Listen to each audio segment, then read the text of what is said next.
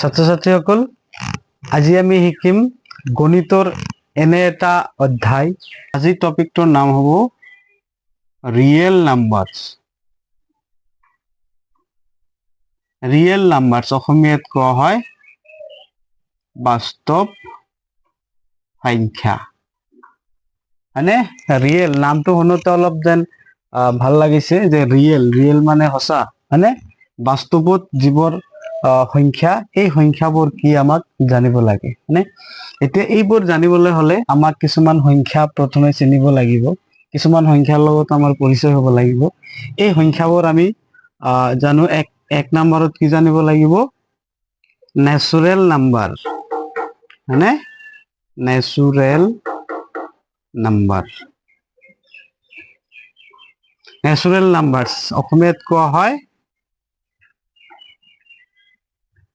স্বাভাৱিক সংখ্যা। অসমীয়াত কোৱা হয় স্বাভাৱিক সংখ্যা। আৰু এই নাম্বাৰটোক কিহৰ দ্বাৰা বুজোৱা হয়? এন চিম্বলেৰে বুজোৱা হয়। এতিয়া এই নেচুৰেল নাম্বাৰ কি? নেচুৰেল নাম্বাৰ যেনে যেতিয়া আমি কোনো এটা বস্তু হিচাপ কৰোঁ, হিচাপ কৰোঁতে যিবোৰ সংখ্যা আমি ব্যৱহাৰ কৰোঁ, সেই সংখ্যাবোৰক আমি কি সংখ্যা বুলি কওঁ? স্বাভাৱিক সংখ্যা বুলি কওঁ। যেনে কোনো এটা যদি কোৱা হয় যে ইয়াত কেইখন মানে আঙুলি আছে, তেতিয়া মই কেনেকে হিচাপ কৰিম? 1 2 3 4 5। তো এই এনেধৰণৰ সংখ্যাবোৰ যে আমি ব্যৱহাৰ কৰি আছো গুণিবৰ কাৰণে, সেই সংখ্যাবোৰক কি সংখ্যা বুলি কোৱা হয়? নেচুৰেল নাম্বাৰ বুলি কোৱা হয়। নে এই নেচুৰেল নাম্বাৰ হৈ গ'ল। তাৰপিছত কি হয়? Whole numbers. এই নাম্বাৰটোৰ লগত তোমালোকৰ চিনাকি থাকিব লাগিব, মানে হোল নাম্বাৰছ অৰ্থাৎ অসমীয়াত কোৱা হয় পূৰ্ণ সংখ্যা। মানে এইটো কিৰে বুজোৱা হয়? ডাব্লিউ ৰে বুজোৱা হয়। এই সংখ্যাটো শুনা, এই স্বাভাৱিক সংখ্যাৰ আগত অকল জিৰ'টো লগাই দিলে এইটোক কি বুলি কোৱা হয়? পূৰ্ণ সংখ্যা বুলি কোৱা হয়। ডট ডট চোৱা, এইটো স্বাভাৱিক সংখ্যাত অকল শূন্যটো নাই, পূৰ্ণ সংখ্যাত শূন্যটো আছে। যেতিয়া শূন্যটো আহি গ'ল, তেতিয়া এই শূন্যটোলৈ পূৰ্ণ সংখ্যা গঠিত হ'ল। 3 নম্বৰত অখণ্ড সংখ্যা। অখণ্ড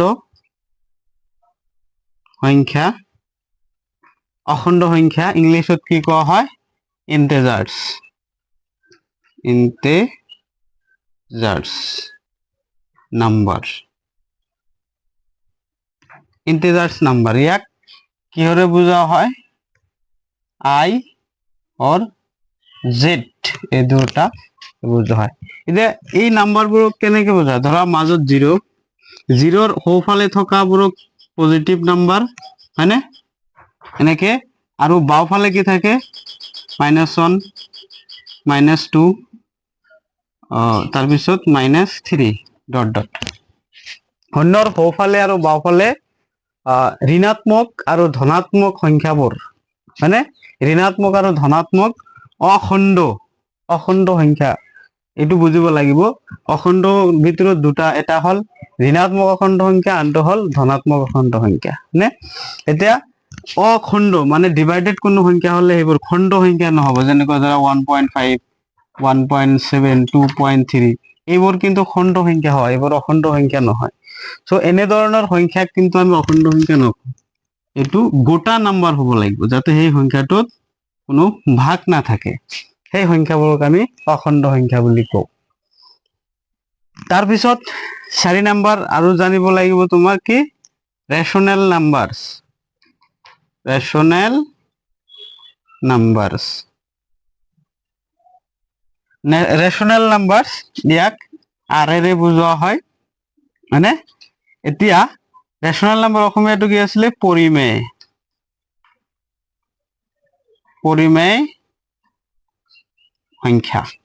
এতিয়া পৰিমেয় সংখ্যাটো কি? পৰিমেয় সংখ্যাটো হ'ল যে যিবোৰ সংখ্যা, অৰ্থাৎ যিবোৰ সংখ্যা আছে, যে সেই সংখ্যাবোৰক আমি পি বাই কিউ ৰূপত প্ৰকাশ কৰিব পাৰি, য'ত কিউ ডাজ নট ইকুৱেল 0, হয়নে?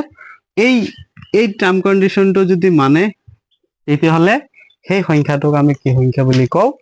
পৰিমেয় সংখ্যা বুলি কওঁ। তাৰপিছত 5 নম্বৰটো হ'ল ইৰেচনেল নাম্বাৰছ। হয়নে ইৰেশনাল নাম্বাৰস এইটো হল অপৰিমেয় সংখ্যা।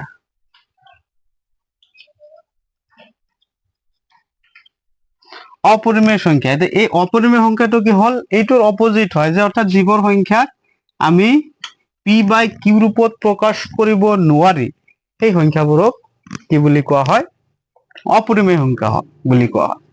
আলটিমেটলি আমি যিবোৰ সংখ্যা চাই আছো বা শুনি আছো, এইবিলাকৰ নামে কিন্তু আমি শুনি আছো, এই সংখ্যাবোৰ গোটেইখিনি সংখ্যাক একেলগে আমি ক'ব পাৰো বাস্তৱ সংখ্যা, ৰিয়েল নাম্বাৰস, হয়নে?